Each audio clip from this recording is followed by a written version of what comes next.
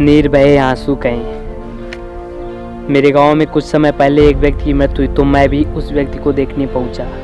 जैसे ही मैं वहां पहुंचा तो मैंने देखा उस व्यक्ति के माता पिता पत्नी काफ़ी ज़ोर से विलाप कर रहे थे और कुछ सगे संबंधी आ रहे थे। जो भी सगे संबंधी आते वो इस प्रकार विलाप करते मानो उनकी उस व्यक्ति में ही जान बसी हुई थी।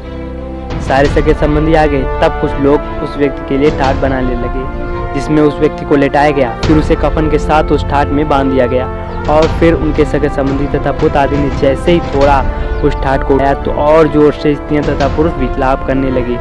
मैं कुछ देर हैरान होकर सोचने लगा कि वास्तव में मनुष्य कितना प्यार करता है अपने संबंधियों से।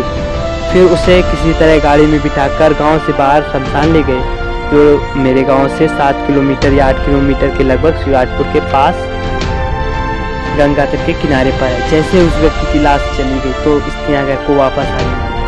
मैं फिर भी उनको देखता रहा, आखिर ये अपने पुत्र पति सगे संबंधी से कितना प्रेम करते हैं। तब एक स्त्री उस व्यक्ति की एक अच्छाई बताने लगी, कहने लगी कि वो सदैव जब भी मेरे घर जाता था तो मेरे पैरों को छूकर और मुझसे बात कर इसके बाद खाना खाकर मेरे घर से आता था।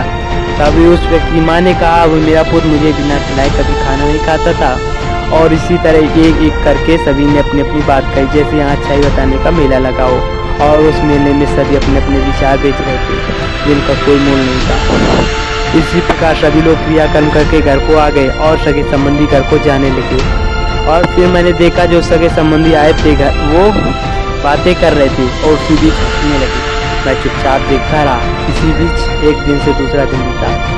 मैं देखता रहा क्या यह वास्तव में अपने पुत्र या पति को प्रेम मरने के बाद भी करेंगे। मैंने देखा उसकी माँ अपनी बहू को समझा रही थी, बेटा मरने वाले वापस नहीं आते, होनी होकर रहती है। और कुछ दिन तक जैसे कुछ लोग एकत्रित होते रोने लगते। कुछ दिन बाद कोई उसे याद नहीं करने लगा।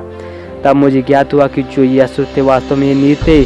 जब कोई याद भी करता तो कार्य के समय, यदि वह होता तो ये कार्य मुझे नहीं करना पड़ता। इससे मैंने ये जाना वास्तव में ये दुनिया कार्य करने पर ही खुशी रहती है।